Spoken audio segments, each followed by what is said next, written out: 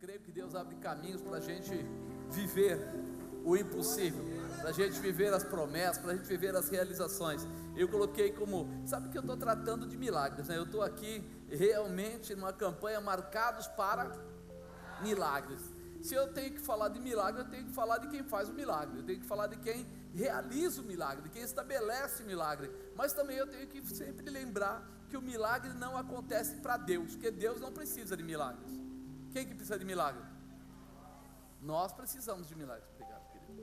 Nós precisamos de milagres. Então nós precisamos estar sempre ligando um fato ao outro. Deus é aquele, através do Espírito Santo, através da manifestação que já houve de Jesus, que realiza os milagres. E nós somos aqueles que acreditamos e tomamos posse do milagre. Ele está pronto para realizar. A dificuldade maior é se nós estamos preparados para tomar posse. Sim ou não? Alguém está preparado? Entende? Essa é a diferença. Ele não vai parar de fazer milagres, mas muitas vezes nós paramos de tomar posse, nós paramos de assumir aquilo. Se vem uma dificuldade, a gente alarga. Se vem um problema, a gente abandona.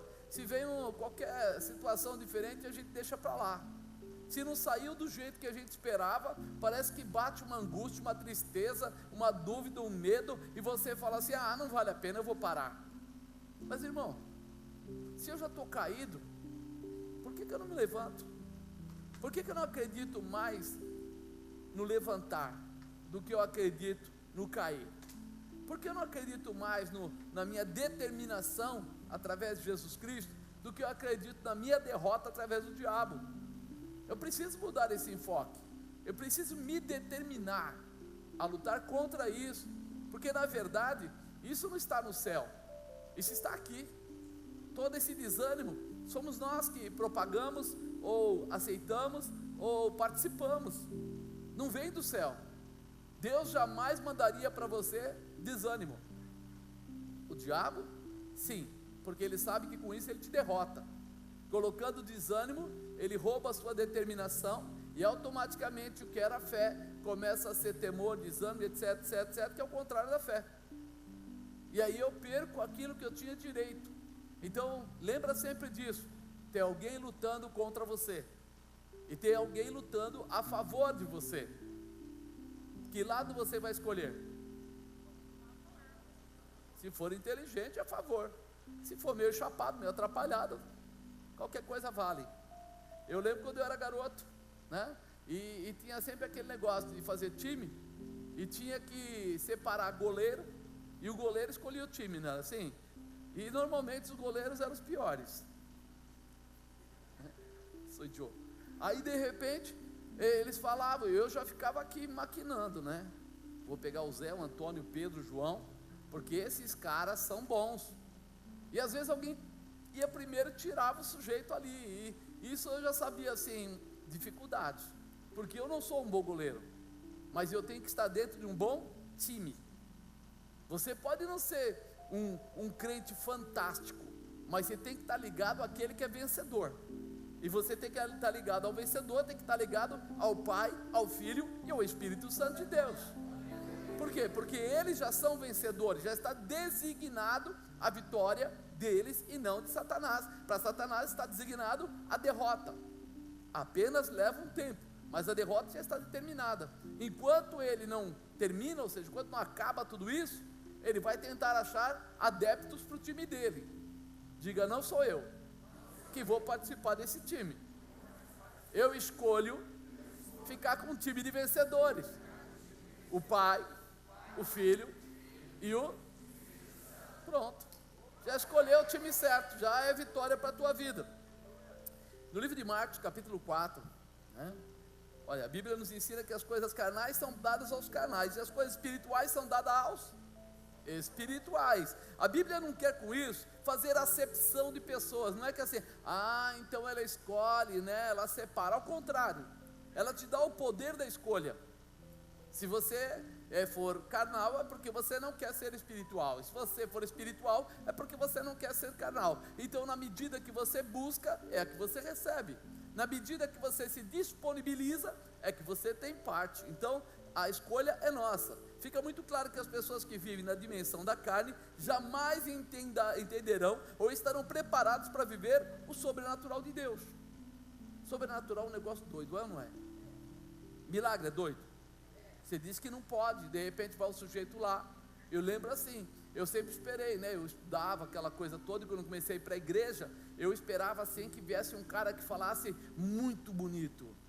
E eis que digo da parte do Eterno, do Todo-Poderoso, receba a manifestação da glória, da cura. E aí um dia eu estava lá na igreja e apareceu um senhorzinho assim com aqueles ternos xadrez, que já era bem antigo naquela época, né? Hoje está tudo misturado, naquela época não se usava mais há anos, e aí também com um sapato bem desolado, e aí de repente a pessoa estava enferma e ele foi lá e falou: olha aí, em nome de Jesus, receba a cura, e a pessoa foi curada. E eu fiquei olhando e falei: o que é isso?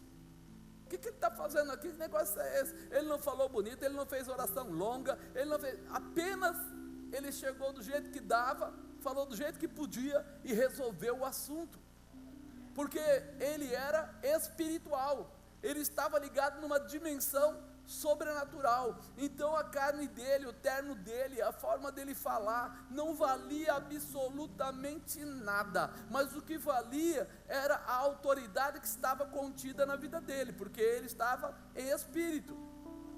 Você percebe isso? Como é maravilhoso você saber que não depende do teu estudo, não depende da tua grande cultura lá fora, não depende do pacote de dinheiro, não depende de todos os amigos que você tem lá fora, mas depende da intimidade que você tem com Deus. Você entende? É uma coisa sobrenatural, é fantástico, é uma coisa fora, né, dos controles. Acredito que você já tenha visto comportamentos de fé que assustaram outras pessoas que estavam em volta. Na própria Bíblia diz isso. Olha aqui, quando fala de Sadraque, Mesaque e Abednego, o rei fica lá muito nervosítico, aí manda queimar eles, e aí já, acende lá a fogueira lá, a máquina lá, 7 vezes mais quente a fornalha, e joga eles lá, e ele está todo posudo, todo poderoso, joga mesmo que eu dei ordem, e se eu falei para jogar, joga, mas vai queimar o seu soldado, queima o soldado, mas joga. Ele não está nem aí. Mas quando ele começa a ver aquele pessoal andando dentro da fornalha, e ele fala: quantos nós colocamos lá? E o outro fala: 3, mas peraí, tem 4. E ele mesmo solicita que eles saiam para fora, que eles venham para fora. Por quê? Porque ele ficou abatido, ficou estonteado. Que negócio doido é esse? Eu era poderoso até uns 15 minutos atrás, agora já não sou mais, porque eu já não sei mais. Nós olhamos para isso e vemos lá Eliseu e o pessoal fazendo uma comida, os ajudantes dele, e de repente alguém fala: a morte na panela. Colocaram uma erva que era veneno, e todo mundo já estava começando a comer. E aí o pessoal se desespera, fala: profeta. Ele fala assim: ó, pega a farinha, joga na panela, e o pessoal jogou e todo mundo comeu. Já pensou? Caiu o queixo do cara. Até agora era veneno, agora não é mais, é comida. À medida que a gente vai andando pela Bíblia, a gente vai vendo aí, de repente, sinais maravilhosos. Sobe lá aquele capitão com 50 soldados, olha para Elias bem no olho, e diz assim, o homem de Deus: o rei manda, desce depressa, porque... Ele fala: é. Se eu sou homem de Deus, desça fogo do céu, queime você e os seus 50. O que aconteceu? Churrasco para todo mundo. Acabou. Aí vem o segundo, ele faz a mesma coisa. O terceiro já vem e vem pedindo perdão. Homem de Deus, olha, o rei pediu para que eu viesse. Tipo, não liga aí o fogão, espera um pouquinho só. E aí Deus fala para ele: com esse você pode descer. Você já tem 51 testemunhas do seu lado, você pode descer tranquilo, que eles vão proteger você. Nós começamos a entender que cada manifestação trazia algo que mexia com todo mundo. Aquele povo todo que estava lá, ficava realmente numa dimensão assustadora, quando eles viam o milagre acontecendo ao lado deles. Eu imagino que de repente Jesus chegou na frente do túmulo e mandou tirar a pedra, e quando ele diz, Lázaro, sai para fora, alguns devem ter dito, ficou louco. Mas quando Lázaro aparece na porta, o que acontece? Você já imaginou? Que impacto, que bolada no peito. Espera aí, que negócio é esse? Agora ele vai sair para fora, através da voz de comando que Jesus deu. O sobrenatural, ele invade o nosso entendimento ao ponto de colocar as coisas de uma forma que a gente nunca viu, é por isso que é sobrenatural, é por isso que é milagre. Se você pudesse fazer simplesmente com as suas próprias mãos, não era milagre.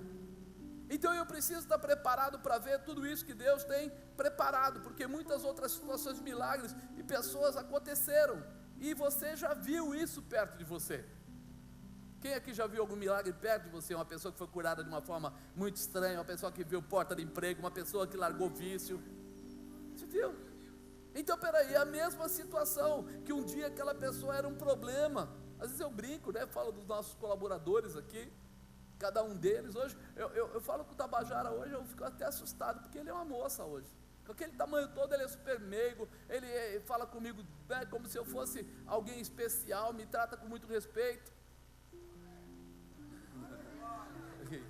Mas quando eu conheci o Tabajara, era o velório da mãe da Silvana.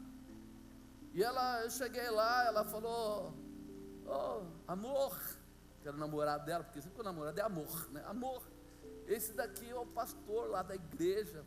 Aí eu dei a mão para ele olhou para minha mão, olhou para minha cara, olhou para minha mão, eu falei, caramba, ele era magrinho, mas malvado, assim, o jeito dele, aquele cara assim, eu mato na unha, cuidado, não vou deixar.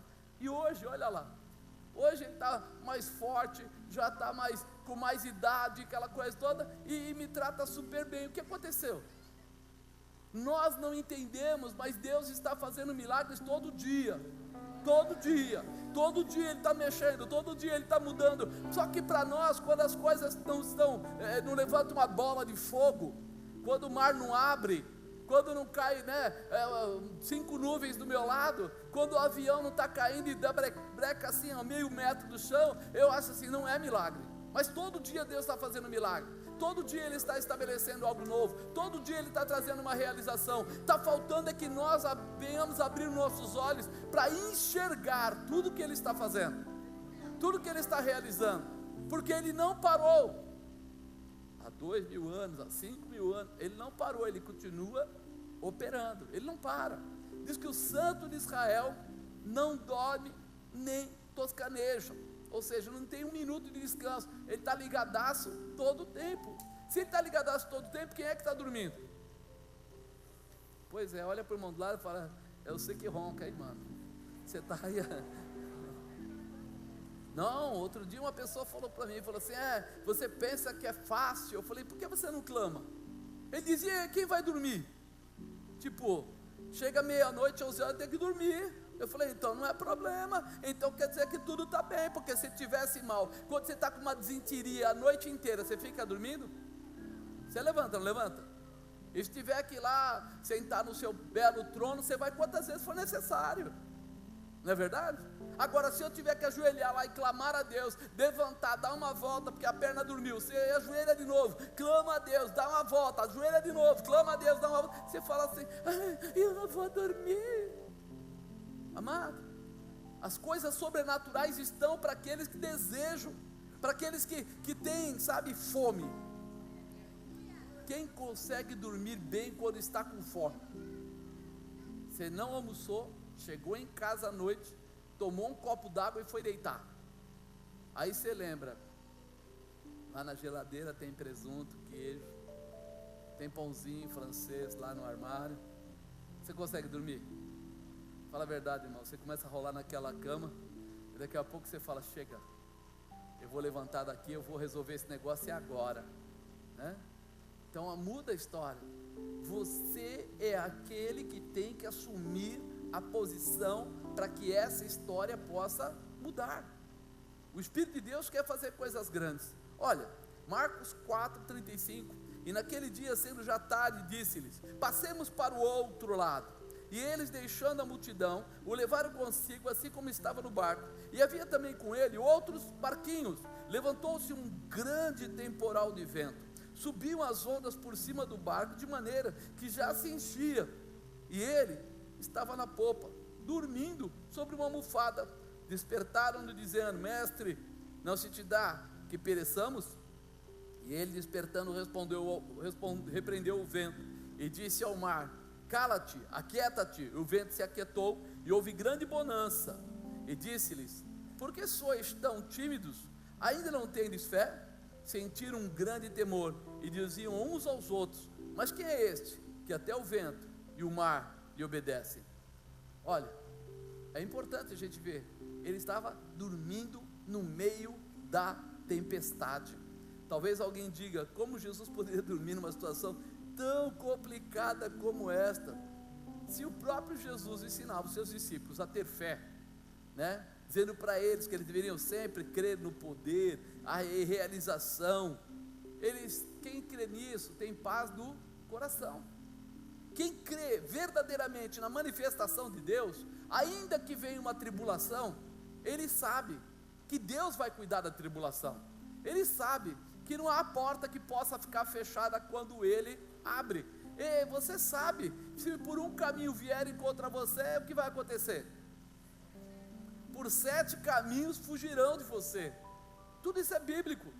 Ah, mas eu não sei como resolver a dificuldade. O meu Deus, segundo as suas riquezas, suprirá todas as vossas necessidades em glória. Mas a primeira coisa que falta é eu confiar, é eu poder acreditar. E isso Jesus tinha no seu coração, a convicção do que ele tinha vindo fazer na terra. A convicção. Apesar de naquele momento, ele ser homem, ele estar em carne, ele estar pisando na terra, ele ter a mesma possibilidade de ser atingido por alguma coisa, mas ele sabia muito bem a intimidade que ele estava com Deus. Ele sabia muito bem qual era o propósito ou objetivo que tinha com ele. Ele foi preparado a partir do batismo dele. Você vê que ele ficou 30 anos andando, aprendendo, ouvindo, participando. Mas de repente, quando chegou lá no número 30, no 30º ano, o que aconteceu? Ele foi batizado. E quando ele foi batizado, ele recebeu o Espírito Santo. É ali que começa a mudança da estrutura. De quem tem fé, de quem crê, de quem quer viver o poder de Deus, precisa entender a necessidade do Espírito Santo na vida dele. Porque é o Consolador, é aquele que está contigo, aquele que te fortalece, aquele que dá coragem para você tomar atitudes e ser um testemunho vivo de Deus. Isso precisa ficar em nós. Se Jesus sempre declarava sobre o valor que os seres humanos exercem no coração de Deus, como poderiam ser atingidos naquele momento? Se toda aquela equipe estava se formando para um objetivo, para um propósito. Jesus vivia dizendo para eles o poder do Pai, o poder do Pai, o poder de Deus, o propósito, o poder do Pai. E eles andavam com Jesus, vendo sinais, vendo maravilhas, vendo coisas acontecerem, e agora eles começam a ficar preocupados que vão morrer, que vão parar, que não vão continuar. Fala para o irmão do lado: não se preocupa com isso não. Deus tem uma obra para a tua vida, tem um projeto para a tua casa, e você ainda não fez tudo o que tem que fazer. Então se preocupe em fazer, não se preocupe em morrer.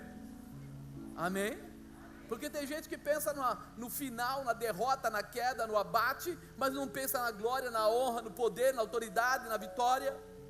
E Deus está chamando você para entender esse mistério. Porque Jesus estava lá e tinha um objetivo. Ele tinha um objetivo. Ele estava lá ensinando aqueles homens, formando o caráter deles, para que eles exercessem. Em um dado momento da Bíblia, Jesus faz uma declaração. Ele faz claramente a valorização dos filhos de Deus. Ele diz para eles qual era o valor. Está lá em Mateus 6,25, fala assim: por isso vos digo, não andeis cuidadosos quanto à vossa vida, pelo que haveis de comer ou pelo que haveis de beber, nem quanto ao vosso corpo, pelo que haveis de vestir. Não é a vida mais do que o mantimento, e o corpo mais do que o vestuário? Olhai para as aves do céu, que nem semeiam, nem cegam, nem ajuntam em celeiros, e o vosso Pai Celestial as alimenta. Não tereis vós muito mais valor do que elas? Você já viu Deus falando, e as aves vão para o céu? Nunca. Animal é animal, ser humano é ser humano. O ser humano tem um lugar no céu preparado para ele, o animal não tem. Então como é que você pode ver Deus alimentando os pássaros, dando aí a natureza e o estabelecimento, e acreditar mais nisso do que na sua própria vida, naquilo que Deus quer fazer por você? E qual de vós poderá com todos os seus cuidados acrescentar um côvado à sua estatura? Do 31, não andeis pois inquietos dizendo, que comeremos, ou que beberemos, ou com que nos vestiremos, porque todas essas coisas os gentios procuram. De certo vosso Pai Celestial bem sabe que necessitais de todas essas coisas, mas buscai primeiro dormir bastante e se acomodar bem. Então vamos lá, vamos mudar aqui. Mas buscai primeiro o reino de Deus e a sua justiça, e todas essas coisas vos serão acrescentadas. Não vos inquieteis, pois, pelo dia de amanhã, porque o dia de amanhã cuidará de si mesmo. Basta a cada dia o seu mal. Ele é muito profundo em dizer o valor que o ser humano tem para Deus, de mostrar para a gente que quando nós buscamos a Deus e a sua justiça, todas as demais coisas vos serão acrescentadas. Há uma promessa, e você precisa entender isso. Mas eu fico muito chateado, eu estou angustiado, estou oprimido, estou abatido, Irmão, todos esses sintomas que você está falando, eles vêm de Satanás.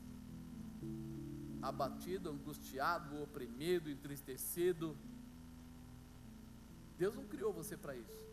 Ele criou você para ser vencedor, criou você para ter autoridade, criou você para viver no poder, criou você para ter a continuidade. Inclusive, Ele nem olha para você como uma palavra tipo morte, porque quando Ele olha para você, Ele diz vida eterna, vida eterna, vida eterna, vida eterna. Então Ele não propaga essa ideia de partida, porque o que nós chamamos de partida, Ele chama de chegada. Quando você fala a minha morte, Ele fala o teu nascimento, porque quando você sair dessa carne, é que você nasce espiritualmente para o céu. Você não entra no céu com essa carne, você entra no céu quando ela não fizer mais parte da sua vida. Então nós estamos totalmente frustrados, enganados, porque nos apegamos à terra como origem, e a terra não é a nossa origem é o céu.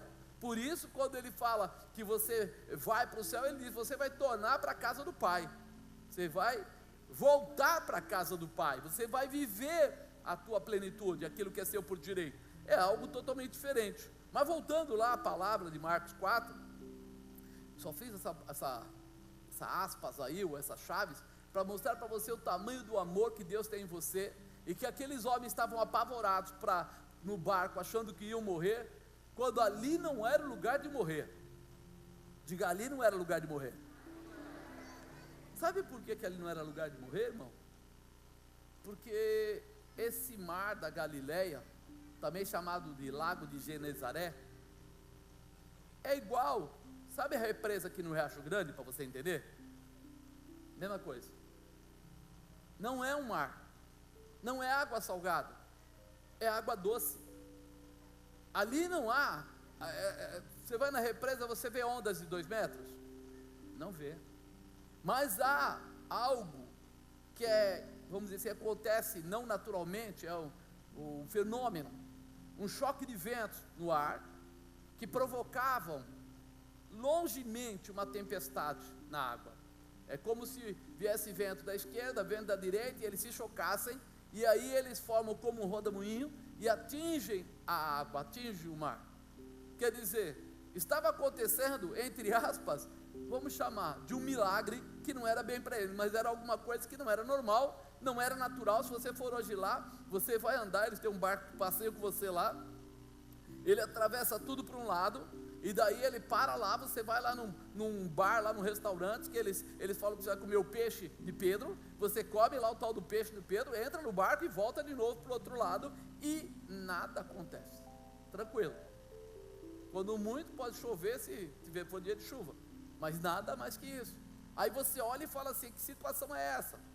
eles que eram pescadores, eles que eram barqueiros de natureza, eles que conheciam isso mais que ninguém, perderam o controle, se posicionaram de uma forma errada, não acreditaram, se apavoraram. E é isso que nós podemos ter. Nós sabemos quem é o nosso Pai.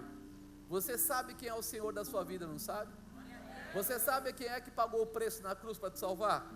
Você sabe que o Espírito Santo veio para ficar com você até a consumação dos séculos? Pois é, se você sabe de tudo isso, então por que você acredita tanto na derrota?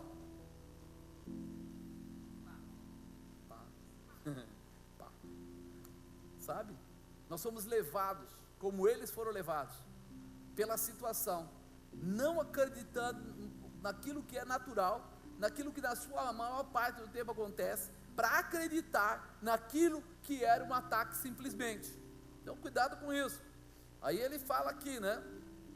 E ele, no versículo 38, ele estava na popa dormindo sobre uma almofada, despertaram dizendo: mestre, não se te dá que pereçamos. Olha, primeiro, o milagre exige fé e confiança. Eles estavam fragilizados, eles não estavam nem com fé e nem com confiança. E a coisa mais assustadora, Jesus estava no barco deles. Jesus estava dentro do barco deles. Tem gente que vem à igreja, mas acredita mais na derrota do que na vitória. Tem gente que não falta no culto. Se você olhar aqui, ele está na terça, se olhar, ele está no domingo, se tiver Santa Ceia, ele está na Santa Ceia, se fizer um culto extra, ele vem também. Mas ele acredita mais na derrota do que na vitória. E aí? Como é que pode acontecer isso? Jesus está na vida dele, e ele agora precisa mais do que só ter Jesus próximo a ele. Eu já disse isso, ele precisa ter Jesus dentro dele. Isso precisa fazer parte da vida dele, do dia a dia. Por quê? Porque nós sabemos que a fé vem do ouvir e ouvir a palavra de Deus. Mas essa fé de ouvir a palavra de Deus, ela se, vamos dizer, exterioriza com os testemunhos. É quando alguém chega aqui e diz assim: olha, eu estava desempregado há 3 anos, fui empregado, papapá, e a pessoa está passando essa dificuldade, e ele fala: peraí, se Deus fez lá, vai fazer aqui também. Não, eu tinha uma enfermidade, o médico desenganou, e não tem jeito, e blá, blá, blá, e aí vem alguém aqui e diz: eu também tinha, mas eu fui curado. Então aí ele fala: peraí, se Deus operou lá, vai operar aqui também. Ele começa a multiplicar a fé, através do testemunho, daquilo que ele ouve. Nas tempestades precisamos estar prontos para continuar confiando em Deus, em Jesus e no Espírito Santo. É na tempestade que nós precisamos de confiar. Não é quando tudo está bem. Nossa, hoje eu recebi o salário e veio o dobro. Nossa, como eu confio em Deus. Acredita que ele confia? Não, ele está simplesmente feliz. A carne dele está feliz. Quem recebe o dobro do salário fica feliz? Não, ele fica triste. Oh meu Deus, por que fizeram isto comigo? Ele fica feliz. Quando as coisas vão dando tudo certo, ele vai ficando muito feliz. Ele acorda de manhã, o sol está bonito, ele vai ficando feliz. E quando de repente ele acorda de manhã, está chovendo, ele vai pegar o carro, está com 2 pneus furados, e aí ele vai lá, troca o pneu, quando ele vai dar a partida, acabou a gasolina.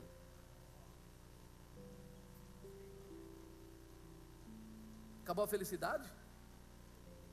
É sinal que a felicidade estava fora de você e não dentro de você. Não é verdade? Porque você dependia do pneu, você dependia da gasolina, você dependia das coisas darem certo. Quando não deu, você já amaldiçoa logo, né? Que isso? Não. Pensa bem. Isso não pode ser o motivo de você acreditar mais em Deus ou menos em Deus. Porque na verdade, você acredita em Deus independente do carro, independente da chuva, independente do pneu, independente da gasolina. Isso não muda o teu caráter, não deveria mudar. Se você é crente, se você é cristão. Nosso Deus é um Deus de montes e Deus de vales. Está na Bíblia isso. Ele ganha no monte e ganha no vale. Ele tem as duas coisas para te dar. Deus não deixa de ser Deus por causa da dificuldade. E eles estavam com Jesus, mas não estavam prontos para viver os milagres de Deus. Olha que coisa interessante. Eles andavam com Jesus quantos dias por semana? Todos. todos os dias. Se tivesse o oitavo, andava no oitavo também, todos os dias. E aí todo dia eles viam alguma coisa. Quando Jesus trocou lá, ou transformou a água em vinho, eles estavam lá. Quando Jesus foi lá e de repente multiplicou o pão e o peixe, eles estavam lá. Quando Jesus curava, eles estavam lá. Quando eles foram com o barco uma das vezes e atravessaram, e Jesus ficou lá e eles encontraram Jesus andando em cima da água, eles estavam lá. Agora, peraí, por que eles estavam não podendo acreditar no milagre? Você ainda não pode dizer que é cristão se você não consegue confiar nele. Aqueles discípulos, eles tiveram que ter uma regeneração. Fala, regeneração. Sabe por quê? Porque eles passaram a vida deles andando do lado de Jesus, do lado de Jesus, do lado de Jesus, do lado de Jesus, mas eles só foram viver milagres quando Jesus partiu para a glória. Quando Jesus partiu para a glória, né, que passou os 3 dias, ele subiu. Antes de subir, ele assoprou sobre eles e determinou o Espírito Santo na vida deles. A partir dali, muda a história. A partir dali, o próprio Pedro já vai lá para aquele local onde tinha um monte de gente, e ele começa a falar sobre arrependimento, pregar para eles, falar o que tinha que falar, e de repente todo mundo é batizado com o Espírito Santo. O pessoal diz que estavam bêbados, ele diz que não estavam bêbados coisa nenhuma.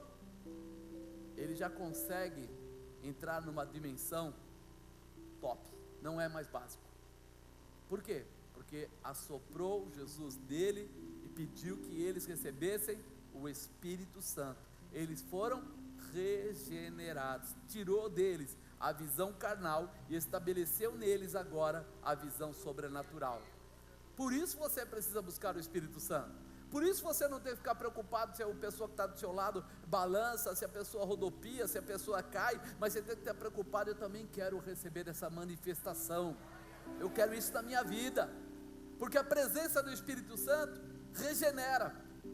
Aonde entra a manifestação do Espírito, sai a dúvida, sai o medo, sai tudo que não presta, que está atrapalhando você. Aí você começa a desejar, eu preciso ver o milagre, eu preciso. Aí quando você vê uma pessoa enferma, você vai dar um jeitinho de chegar perto dela. E aí, tudo bem? Como é que tá? Tudo bom? Tal. Você está doente, né? Se quiser, a gente pode fazer uma oração, quem sabe Deus pode operar. Aí a pessoa fala, você faz, então faz. Eu posso colocar minha mão sobre a sua cabeça.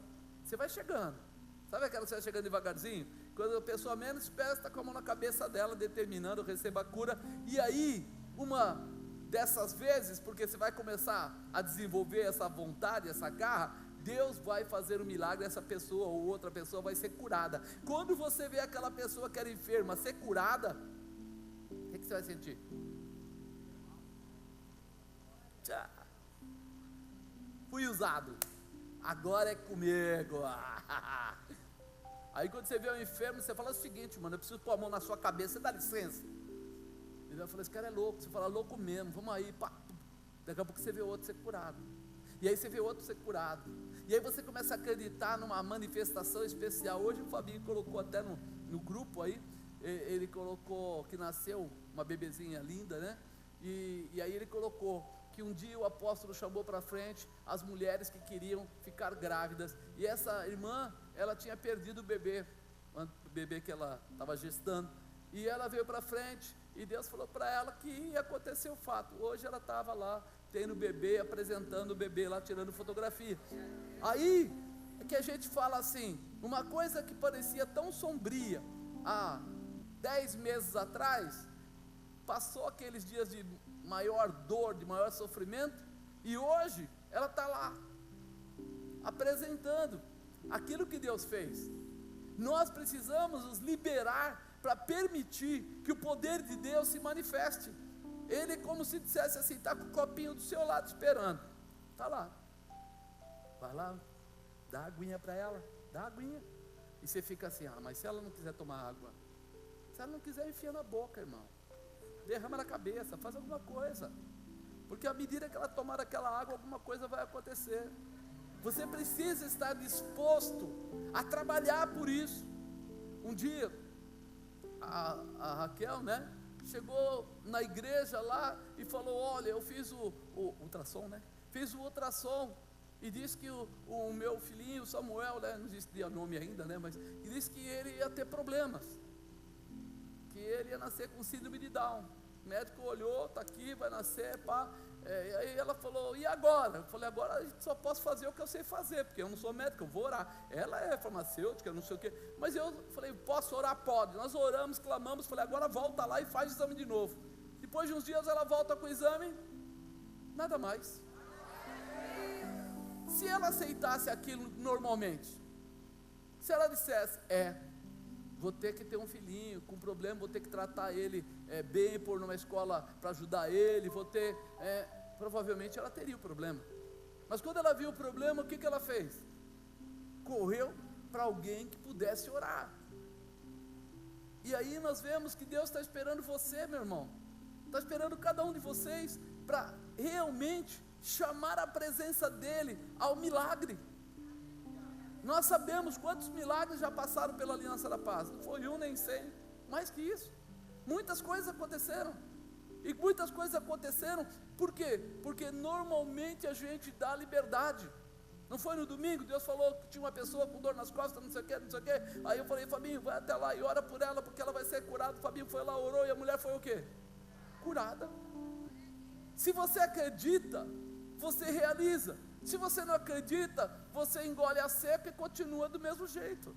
É hora de nós entendermos que essa chamada é para quem crê. Não adianta estar dentro da igreja, você precisa querer. Eles estavam dentro do barco, Jesus estava lá do lado, mas eles estavam olhando para a morte. Imagina, rapaz, dentro do espaço onde Jesus estava, eles estavam acreditando mais na morte do que na vida. Você está dentro da igreja, é o lugar onde a palavra de Deus é manifesta, o poder de Deus se estabelece. E talvez a parte na Ramai, você teria candai, você está acreditando mais no Padá Manastelei, você está acreditando mais na derrota do que na vitória, irmão. Muda isso hoje, estabelece, não olha para a sentença que o diabo quer te dar, olha para a promessa que Deus fez para os seus filhos. Ele tenta colocar uma sentença de vergonha, de derrota, e a gente olha para ele, e quando vê, acaba se, como diz, empoderando Satanás, dando poder a ele. Porque ele não tem poder para isso, mas ele ganha poder a partir do momento que você acredita nele. Quando você acredita nele, você dá poder para ele. Mas quando você acredita em Deus, você libera o poder de Deus para desatar tudo que está amarrado na sua vida. Por isso nós temos que escolher em quem nós vamos acreditar, aonde nós vamos nos lançar, aonde nós vamos nos posicionar, porque Deus quer trazer à sua vida um novo tempo, uma nova posição. Segundo, milagre exige andar no sobrenatural. Se você é uma pessoa que não consegue acreditar em nada que você não possa pegar primeiro, você não é uma pessoa para milagres. Porque os milagres, eles fogem ao controle humano, ao pegar. Ele sempre vai trazer o final, aí você pega. Mas enquanto ele sai do normal ou do problema, para chegar ao final, esse meio aqui, você não sabe o que vai acontecer. Pode ser uma oração, pode ser um copo de água, pode ser um pouquinho de azeite, pode ser uma porção de coisas. Nós precisamos estar prontos. Quem quer viver milagres tem que se submeter ao sobrenatural. Você tem que se submeter a isso. Ele, despertando, repreendeu o vento e disse ao mar: cala-te, aquieta-te. E o vento se aquietou e houve grande bonança. É engraçado porque que ele fala assim, ele despertando. Olha, amados, ele estava em paz. Jesus não acordou dizendo: por que vocês não me acordaram antes? Vocês deixam o primeiro barco afundar para depois me chamar? O que vocês estão pensando? Que loucura é essa? Meu Deus, eu estava tão cansado que eu nem vi. Não, diz aqui, e ele despertando. A paz tem que viver dentro de você, porque você vive na dimensão do Espírito. Jesus, apesar de ele estar lá a maior determinação, o maior projeto, a maior busca dele estava no espiritual. Por isso, o vento não ia atrapalhar ele dormir, o mar não ia atrapalhar ele de dormir, a dificuldade, as pessoas querendo depois matá-lo, não atrapalhava ele de dormir. Por quê? Porque ele sabia que ele tinha um propósito, um objetivo, que ele estava debaixo da manifestação de um Deus Todo-Poderoso. Mas apóstolo, ele estava em carne, é verdade, irmão, mas ele sabia onde ele ia chegar e sabia quem era o Deus da vida dele. Nós olhamos a Bíblia e não foi em Jesus que a Bíblia começou. Se você pegar o Pentateuco, vai dar quase 5.000 anos antes. Vai lá, olha Noé, olha ali de repente Abraão, olha ali de repente Jacó, olha Isaac, olha cada um deles ali. Não é de hoje, mas todas as vezes houve necessidade de fé, de determinação, de acreditar, para que Deus pudesse fazer as coisas que eram necessárias. E você precisa abrir o seu coração para isso, você precisa abrir a sua visão para isso. O Espírito veio de Deus e deve tornar para Deus, ou seja, dentro de você tem algo que pertence a Deus. Você é espiritual, mesmo que você não queira, você é. Você pode estar amarrando esse espírito, você pode estar trancando, sufocando o espírito de falar com Deus, com o teu comportamento, com a tua visão, com as tuas amizades, com o que você faz diariamente, porque a Bíblia é muito clara em dizer que nós falamos, né, daquilo que o nosso coração está cheio. E se eu encher meu coração de mundo, eu vou falar do quê? Se eu encher meu coração de porcalhada, eu vou falar do quê? Você reparou quando o pessoal gosta muito de futebol, ele assiste futebol de manhã, ele assiste futebol de noite, ele assiste futebol na hora do almoço, e se der um tempinho ele assiste futebol de tarde, e daí quando você vai falar com ele fala a escalação do time dele, a escalação do time dos outros, ele fala do juiz, ele fala de todo mundo, ele fala olha, em 1957 quem ganhou foi fulano de tal, e lá tinha o técnico. Por quê? Porque ele se encheu daquilo que ele mais amava. O que é que você mais ama? Se você tem a convicção que um dia você quer morar no céu e não consegue buscar a informação de Deus, é porque você não tem a convicção de que você vai morar no céu. Você já viu alguém que vai comprar uma casa nova? Quem aqui já comprou uma casa nova?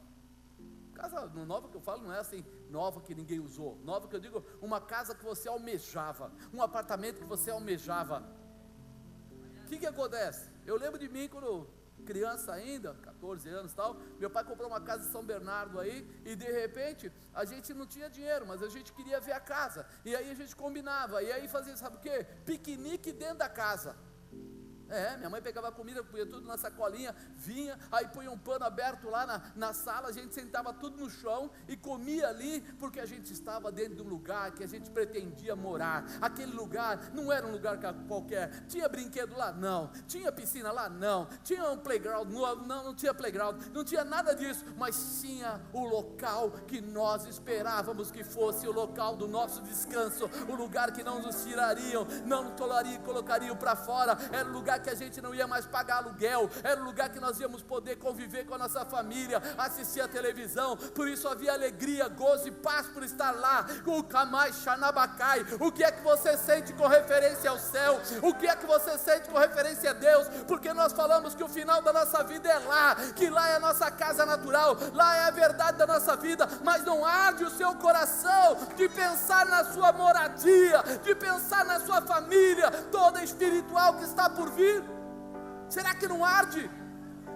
Você fala de milagres, mas não arde o seu coração ver milagres.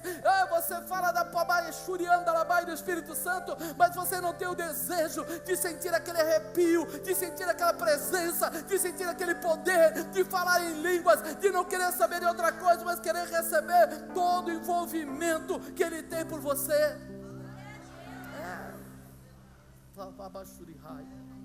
Não quer dizer que você não vá,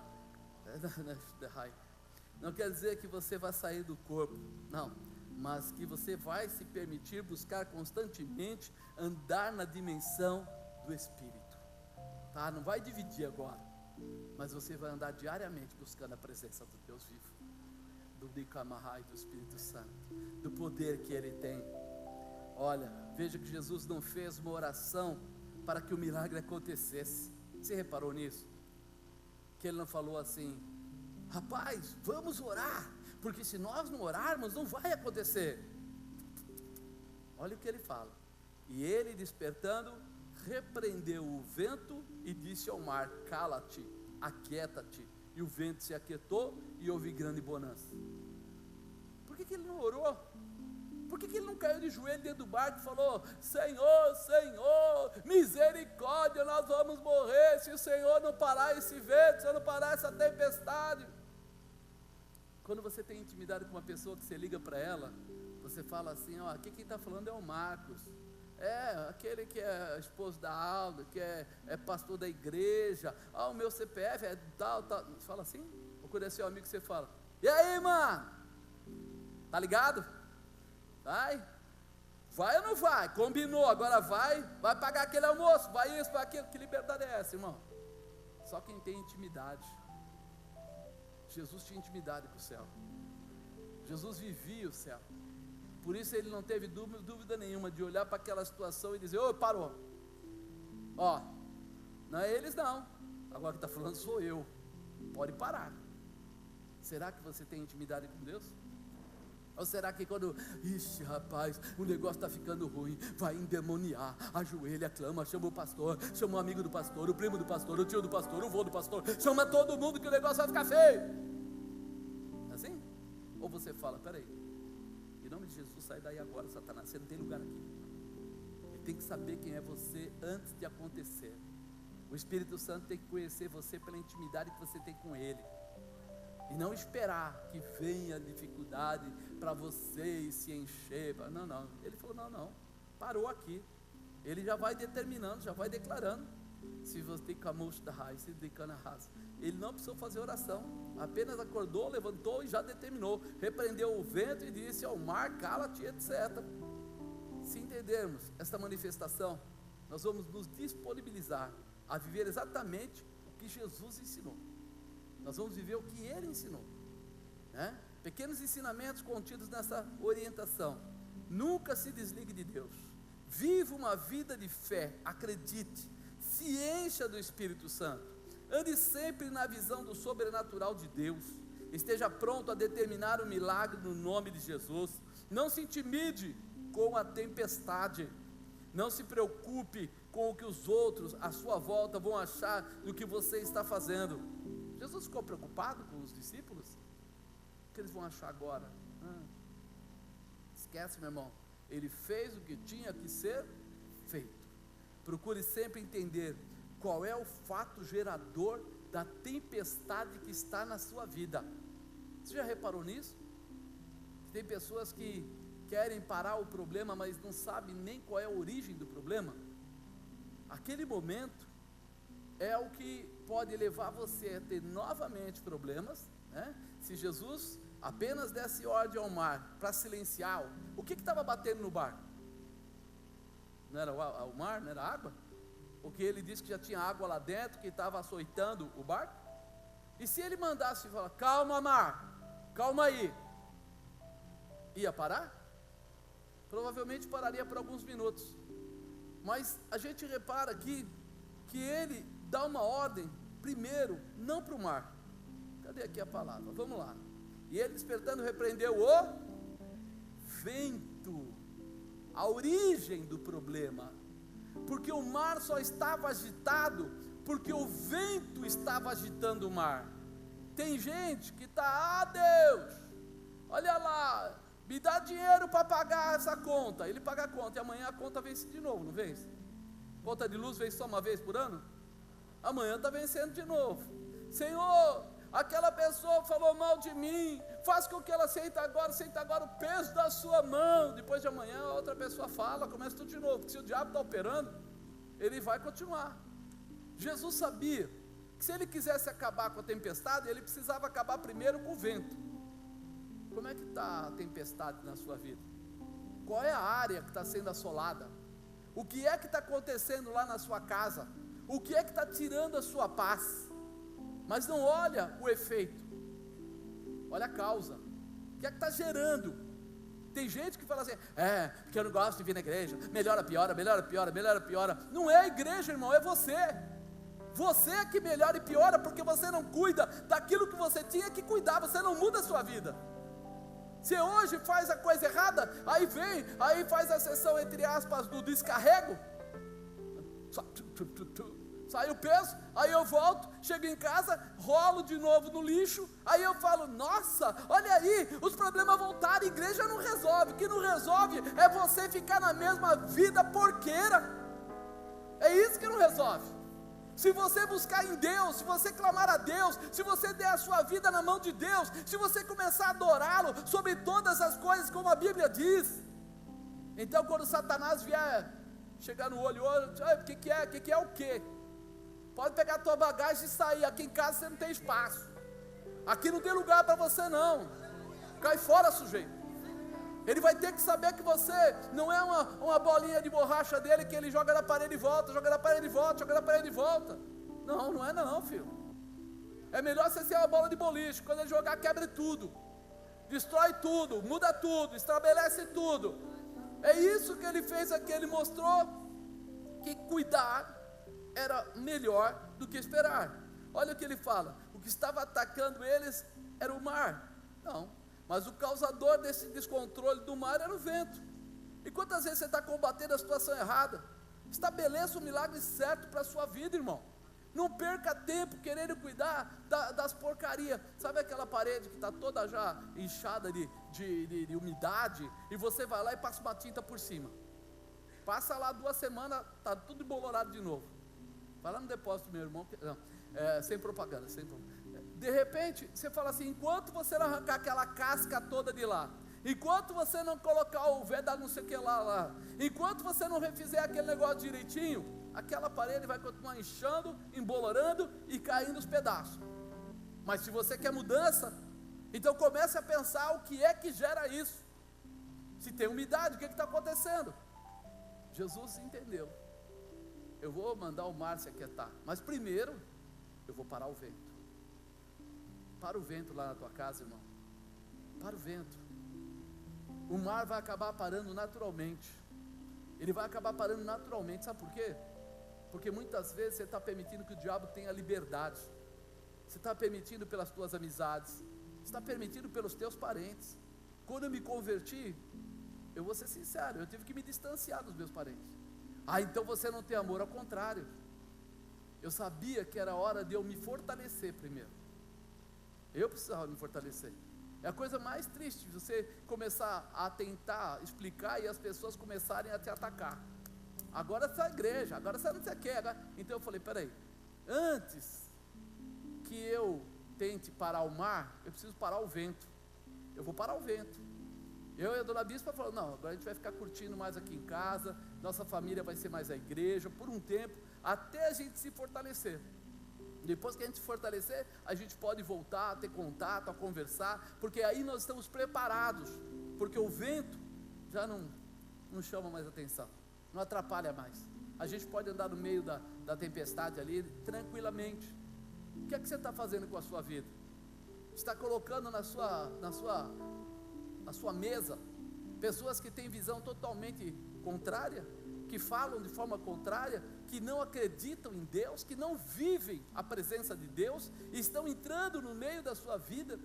Apóstolo, mas você quer que eu abandone minha família? Não quero que você abandone sua família, nem quero que você abandone seus amigos, nem quero que você troque de emprego, nem quero que você pare de andar no boteco, não é isso.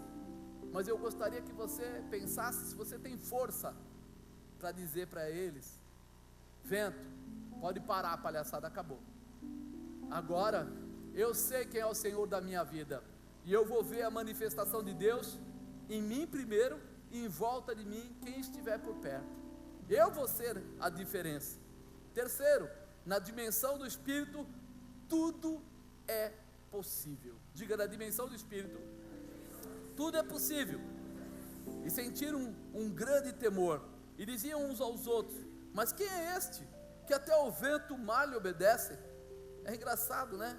É uma representação aqui, né? A gente olha para isso, você sabe, eu sei que era Jesus, mas eles, apesar de estarem andando com Jesus, ele estava em carne, e eles achavam que Jesus era alguém bacana, Jesus era alguém vamos dizer assim, que tinha uma vida legal, que tinha um comportamento legal, alguém que falava de Deus de uma forma bacana, mas não era isso, era mais profundo do que isso.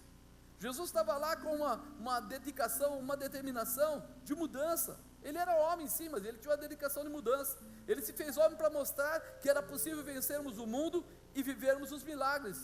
Jesus disse aos seus discípulos que tinha feito coisas grandes, mas que eles fariam coisas ainda maiores. Ele estava ensinando eles, estava dizendo para eles: espera aí, eu fiz milagres, mas vocês vão ter que entender que os milagres não estão limitados. Diga, os milagres não estão limitados. Não é só o que está na Bíblia ali na hora que você conhece que vai acontecer. Muitas outras coisas ainda vão acontecer. Muitos sinais vão acontecer através da sua vida. Quando a gente fala isso, parecia uma coisa louca quando ele falou isso, porque foi antes dele partir. Mas depois que Paulo assume o trabalho dele missionário, quando ele não podia ir, ele enviava os lenços e os aventais dele. E o que acontecia com as pessoas? Elas eram curadas. Jesus não enviou nem lenço nem avental. Ou seja, eles fizeram coisas diferentes. Quando Pedro passava, eles colocavam aquelas macas, aquelas camilhas na rua, para que ao menos a sombra dele passasse por cima das pessoas. E quando a sombra passava por cima das pessoas, diz que as pessoas eram curadas. Não aparece nenhuma vez na Bíblia que a sombra de Jesus curou.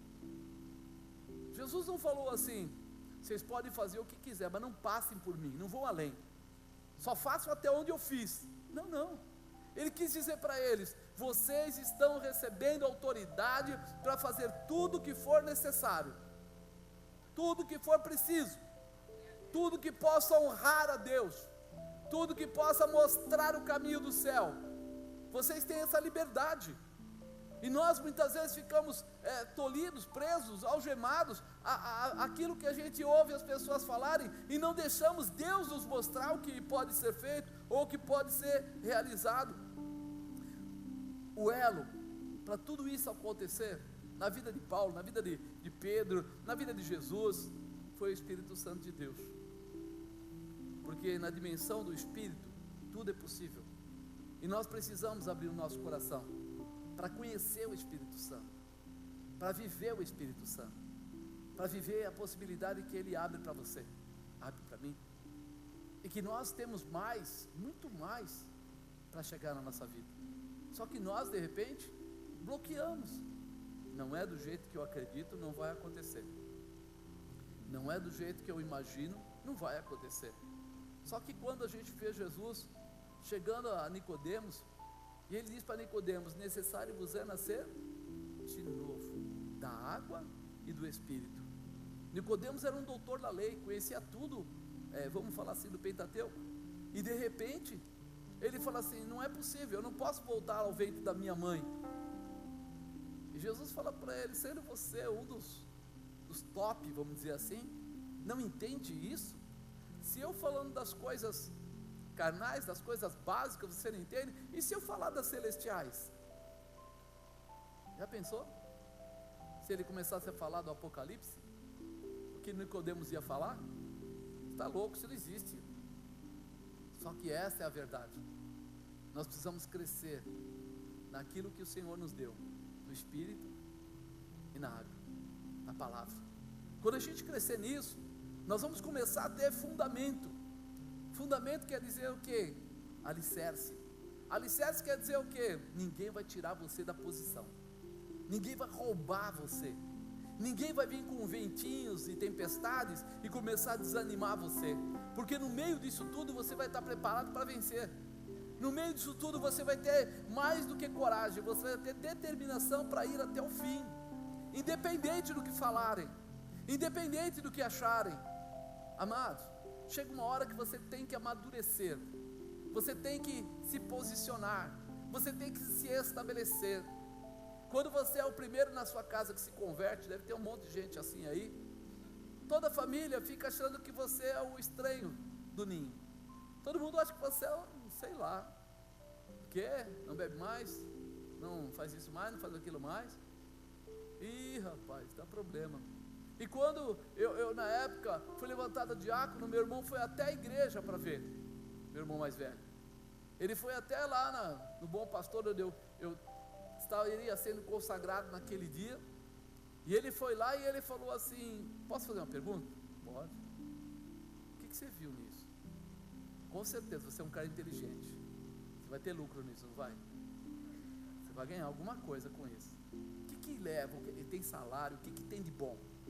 Marcos, eu sei, você fez faculdade, você é um cara, você é esperto, me conta aí, o que vai virar? O que vai rolar? Se for bom, eu entro também. O que ele achou? Que eu ia tirar proveito da situação. Aí você ouve isso do seu irmão mais velho. Aí eu falei para ele: não vai levar nada. Você está com problema? Teve amigo meu que chegou para o bispo e falou: ele pegou alguma doença, ele vai morrer? Tem algum problema? Como é que ele vai mudar tudo assim? Tem alguma coisa errada. À medida que você vai andando, você vai conhecendo o poder de Deus, você não quer mais saber o que os outros acham. Você já não liga mais, porque você começa a sentir que existe algo maior que está em você. A Bíblia fala: maior aquele que está com você do que tudo que está no mundo. Isso é para crente, não é para qualquer um. Quando você é crente de verdade, você pensa assim: não, maior é aquele que está em mim, eu estou ligado em Deus. Vai doer? Vai. Tem hora que vai faltar? Vai. Ah, o senhor nunca passou aperto? Passei, irmão. Passei muitos apertos bons. Passei, o cara que está acostumado com dinheiro à vontade, de repente chegar e não ter nada, acabar com toda a poupança que tinha e tudo mais. Mas o Senhor sempre mostrou que na hora H, Ele mandava alguém para pagar. Naquela hora que você falava assim: não tem saída. Eu contei, eu falei: a gerente do banco me ligou: seu Marcos, acho que o senhor não percebeu, porque nunca aconteceu isso. O senhor está com 2.200 e poucos reais negativo, e o seu limite é 2.000. Então eu tenho certeza que o senhor não percebeu. Eu falei: realmente eu não percebi, mas se tivesse percebido, já tinha morrido do coração. Só que nessa época eu não estava trabalhando, não tinha dinheiro de igreja, nem recebia ajuda de custo de igreja. E aí, o que te resta nessa hora? Ajoelhar e orar. Eu podia chegar para meus irmãos e falar: ei, quem vai me arrumar o dinheiro emprestado? Tenho certeza que eles iam falar assim: eu não falei para você que igreja era um problema? Olha aí, toma o dinheiro, põe esse dinheiro lá. Mas eu falei: isso não é o caminho que Deus espera de mim. Peguei eu e a bispa, fomos para o quarto, nem falamos para as crianças nem nada. Ajoelhei e falei: Senhor, o Senhor é o socorro bem presente na hora da angústia. Eu estou aqui porque eu sei que o Senhor pode, e eu não quero nem que meus filhos, nem que minha família veja isso, porque eu tenho te honrado. Levantei, falei: vamos ver o que acontece, porque quando a moça falou comigo, eu falei para ela: amanhã a primeira hora eu passo por aí. Passar para quê? Não tinha um centavo, no bolso. Como é que eu ia passar? Aí de repente aparece um empresário na porta da minha casa. Isso já era umas 4 e pouco da tarde. Quer dizer, eu já falei assim: banco já era, já fechou, não tem. E o cara aparece e fala assim: precisava que você fizesse uma oração por mim. Falei: por quê? Eu vou viajar, fechar um negócio grande, tal, estou indo para fora do país, tal. Você ora por mim? Ora. Aí ele entrou, eu orei por ele. Quando ele estava saindo, ele pegou, tinha a mão no bolso, tirou um envelope e diz: fica com esse dinheiro. Aí eu falei: mas o que é isso? Ele falou: sei lá, eu estava lá, você estava orando e Deus estava falando assim: dá o dinheiro para ele. Esse dinheiro é o que eu tirei para ir viajar, mas ele mandou dar para você, deve ter algum motivo, eu não sei qual, fica com esse dinheiro. Aí ele foi, entrou no carro e eu fiquei aquela vontade de abrir o saquinho, mas a vergonha de abrir na frente. Dei para a bispa pegou e tal. Quando ela estava assim, já entrando na porta da sala, o carro volta de ré. Provavelmente ele viu que precisa do dinheiro. A cabeça da gente é assim, irmão. Ele vai precisar de dinheiro, ele vai pedir de volta, e depois ele dá o dinheiro, sei lá. Aí ele abriu o porta-luva, catou mais o dinheiro que ele tinha lá, foi lá, pegou aqui, pegou lá, não sei, tinha um monte de coisa esparramada. Ele juntou tudo. Ele falou: tá aqui, Deus mandou dar tudo. E quando eu saí, eu pensei que o tudo era o que estava no meu bolso. Ele falou: tudo que tiver com você, você dá para ele. Quando eu falei: mas precisa disso? Dentro de mim, preciso. Mas eu falo: não, precisa disso.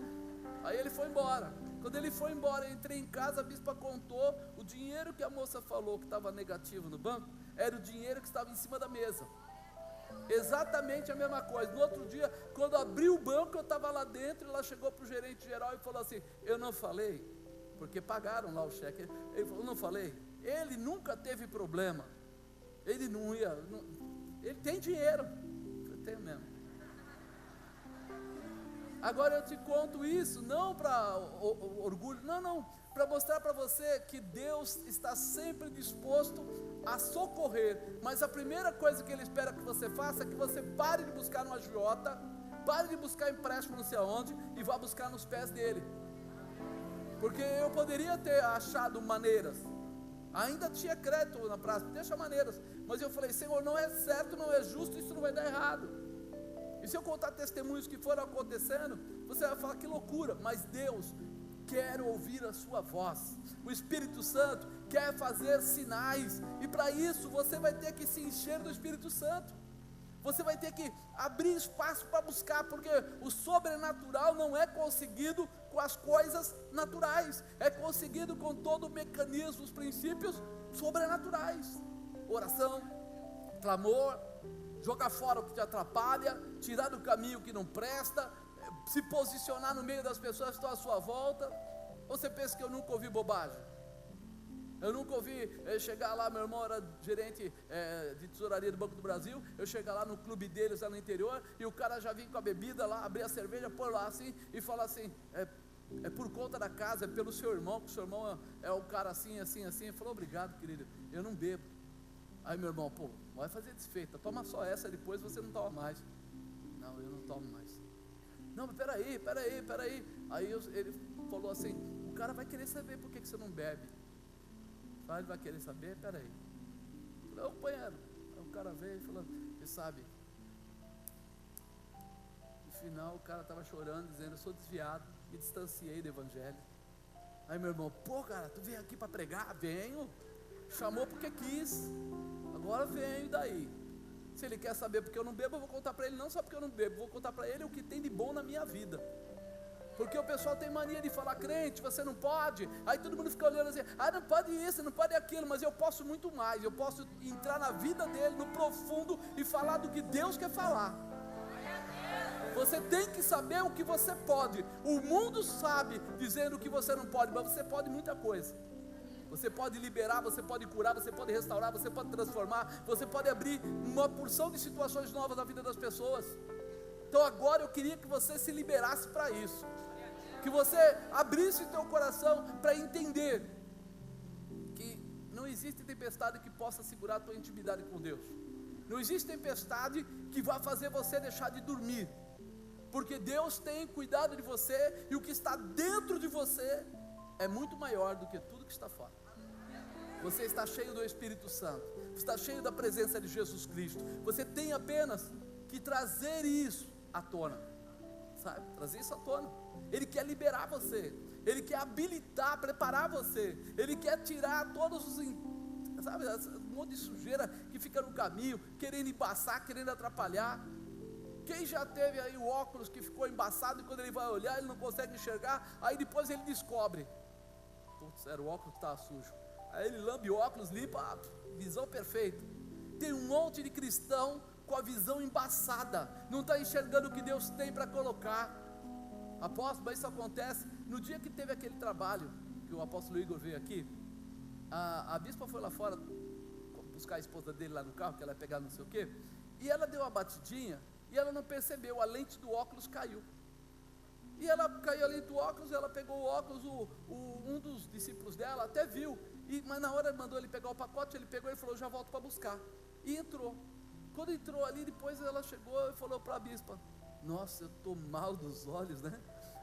Olha, eu estou com um problema de visão sério, e aí eu não estou enxergando nada com a vista direita, está muito embaçado. E aí que o rapaz lembrou, o diácono dela lembrou, falou: bispa, a sua lente caiu lá perto do carro. Aí ele falou: mas por que você não falou nada? Ela falou: a senhora bateu na beirada do carro, na lateral, e a hora caiu, e a senhora pegou o óculos com a mão, e catamos os pacotes, as coisas, trouxemos para dentro. Eu falei, vou buscar, só que aí me pediram mais coisas e eu esqueci. Aí ele correu lá, buscou a lente, aí foi lá, remontou o óculos, depois ela falou, milagre, eu estou enxergando com as duas vistas.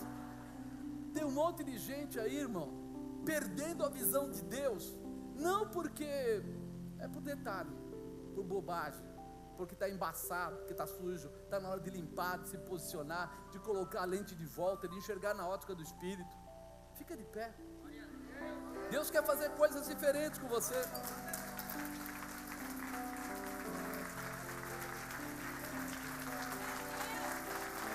Deus quer fazer coisas